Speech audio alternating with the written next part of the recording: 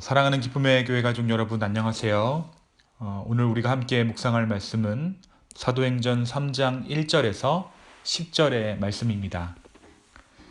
제9시 기도 시간에 베드로와 요한이 성전에 올라갈새 나면서 못 걷게 된 이를 사람들이 메고 오니 이는 성전에 들어가는 사람들에게 구걸하기 위하여 날마다 미문이라는 성전 문에 두는 자라. 그가 베드로와 요한이 성전에 들어가려 함을 보고 구걸하거늘 베드로가 요한과 더불어 주목하여 이르되 우리를 보라 하니 그가 그들에게서 무엇을 얻을까 하여 바라보거늘 베드로가 이르되 은과 금은 내게 없거니와 내게 있는 것을 내게 주노니 나사렛 예수 그리스도의 이름으로 일어나 걸으라 하고 오른손을 잡아 일으키니 발과 발목이 곧 힘을 얻고 뛰어서서 걸으며 그들과 함께 성전으로 들어가면서 걷기도 하고 뛰기도 하며 하나님을 찬송하니 모든 백성이 걷는 것과 하나님을 찬송함을 보고 그가 본래 성전 미문에 앉아 구걸하던 사람인 줄 알고 그에게 일어난 일로 인하여 심히 놀랍게 여기며 놀라니라. 우리가 어제 말씀에서 초대교회의 시작에 대해서 나누었습니다. 성령이 충만한 베드로의 설교로 3,000명의 사람들이 회심하게 되었고 그 베드로의 설교를 돌아온 그 사람들은 초대교회의 시작이었습니다. 그리고 그들이 무엇을 하였는가? 성경은 그들이 모여 배우고 교제하며 기도하기에 오로지 전념하였다라고 기록하고 있습니다. 특별히 말씀은 교회 가운데 하나님의 기적들이 많이 있었다라고 말하고 있어요. 2장 43절입니다. 사람마다 두려워하는데 사도들로 말미암아 기사와 표적이 많이 나타나니. 오늘 말씀은 베드로와 요한이 교회 공동체가 아닌 교회 밖에서 표적을 베푼 사건을 배경으로 하고 있습니다. 하루의 시간을 정해두고 기도하는 유대인들의 관습대로 베드로와 요한은 성전에 기도하러 올라갑니다. 그런데 베드로와 요한이 성전에 올라갈 때마다 마주치는 한 사람이 있었는데 바로 미문이라는 문 앞에 앉아 구걸하던 한 사람이었어요. 그는 나면서부터 앉은 뱅이었습니다. 우리 역시 만약 우리 교회 앞에 매 주일 예배 전 홈리스 한 사람이 와서 구걸한다면 교회를 갈 때마다 그 사람을 마주쳐야 한다면 교회에 가는 그 시간에 오늘은 그 사람을 어떻게 지나쳐야 하는지 신경 쓰이지 않겠습니까? 매번 돈을 줄 수도 없고 누군가가 좀 데려다가 전문적으로 케어를 해줬으면 좋겠고 그렇다고 우리가 믿는 사람들인데 매번 외면할 수도 없는 가련하지만 성가신 존재일 것입니다. 오늘 본문은 유대인들이 그렇게 가련하지만 성가신 사람들을 어떻게 처분했는지 어떻게 대했는지 잘 보여줍니다. 유대인들은 자신들의 신앙적 양심을 굉장히 절묘하게 지켰습니다. 정말 적당히 아무도 비난하지 못할 만큼 그를 도왔습니다. 바로 매일 아침 그가 구걸할 수 있도록 미문으로 그를 출근시켜주는 방법으로 성전에서 일하던 유대인들은 자신들의 신앙적 양심을 지켰습니다. 율법을 지키다 보면 죄와 죄가 아닌 그 경계선을 면도칼로 잘라내듯이 지켜내는 기술이 생깁니다. 아마 이 유대인들은 그 기술이 꽤나 탁월했던 모양이에요. 굉장히 줄을 잘 탔던 거죠. 무엇이 죄인가? 무엇이 죄가 아닌가? 무엇이 율법에 어긋나는가? 무엇이 율법에 어긋나지 않는가? 정말 그 경계선을 잘 타고 이들이 선행을 딱 그만큼 한 것입니다. 베드로와 요한은 성전에 갈 때마다 그들 역시 이 사람을 마주치는 것을 신경 쓰지 않을 수 없었을 거예요. 그날도 베드로와 요한이 올라가는데 역시 앉은뱅이가 미문에 앉아 구걸을 하고 있었습니다. 그런데 지금 베드로가 어떠한 상태입니까? 베드로는 성령이 충만한 상태였어요. 성령이 충만했던 베드로는 그 앉은뱅이를 그냥 지나칠 수 없었죠. 베드로 안에 있던 성령이 앉은뱅이를 회복시키라 명령했습니다. 앉은뱅이를 회복시켜야겠다라는 마음을 베드로에게 허락하신 거예요.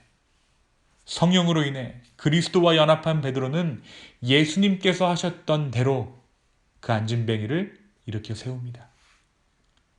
베드로가 안진뱅이를 불렀을 때 이 안진뱅이의 반응을 보십시오. 그가 무엇을 얻을까 하여 그는 평생을 지나가는 사람 손과 호주머니만 보아왔던 사람입니다. 그래서 누군가가 그를 부르면 자동적으로 그의 머릿속에는 동전 몇 잎이 떠올랐을 것이에요. 그 안진뱅이의 눈에 미문을 지나가는 사람들의 가치는 동전 몇 푼이었을 것입니다. 베드로가 불렀을 때에도 그는 잠시 후에 그의 삶에 찾아올 엄청난 일, 엄청난 변화를 상상조차 하지 못했습니다. 그러나 성령이 충만한 베드로는 그에게 가장 근본이 되는 문제를 해결해 주었어요. 동전을 구하던, 일용할 양식을 구하던 그에게 하나님의 생명이 임한 것입니다. 누구의 이름으로요? 나사렛 예수 그리스도의 이름으로요. 은과 금은 내게 없거니와 내게 있는 것으로 내게 주니 곧 나사렛 예수의 이름으로 일어나 걸으라.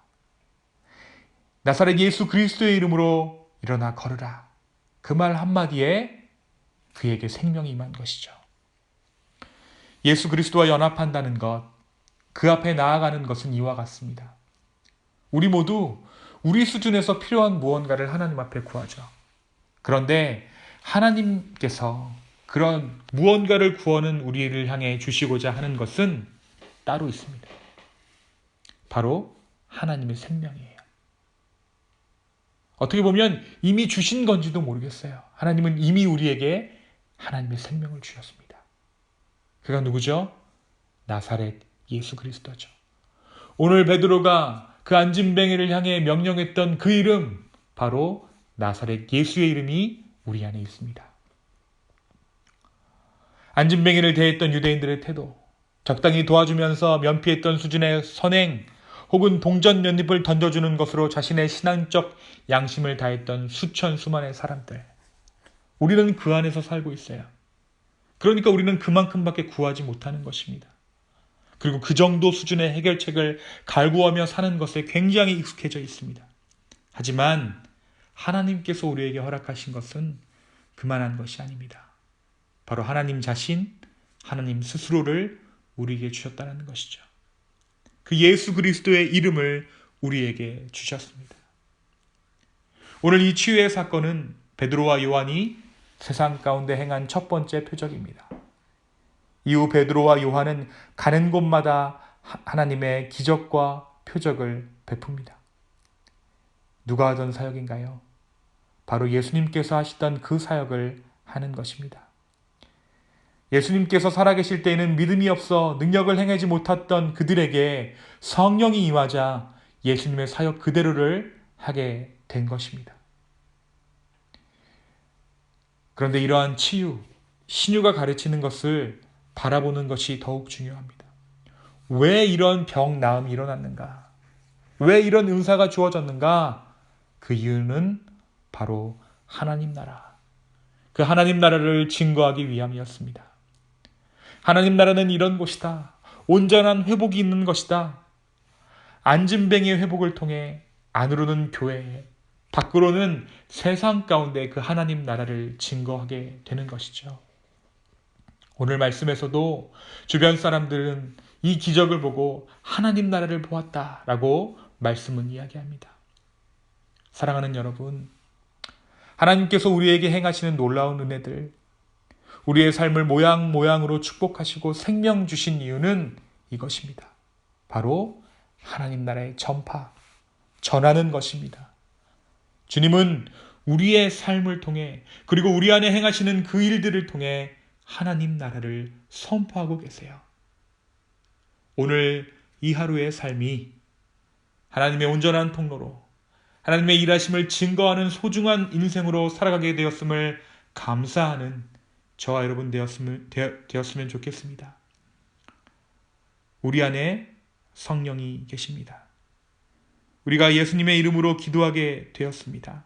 그것이 증거입니다. 주님은 오늘 하루 우리의 삶을 통해 하나님 나라를 전할 것입니다. 이 소중한 하루를 주님 앞에 온전히 살 수 있는 저와 여러분의 하루 되기를 예수님의 이름으로 소망합니다. 제가 잠시 기도하겠습니다. 주님, 우리의 삶을 하나님 나라에 전파되는 온전한 통로 삼아 주시옵소서. 성령님, 오늘 하루 나의 삶을 통해 일하여 주시옵소서.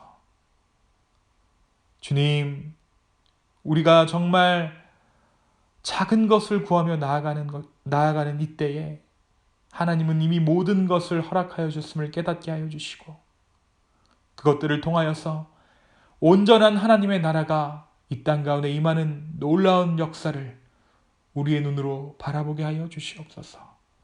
주님 감사합니다. 이 모든 말씀 예수님의 이름으로 기도하였습니다. 아멘.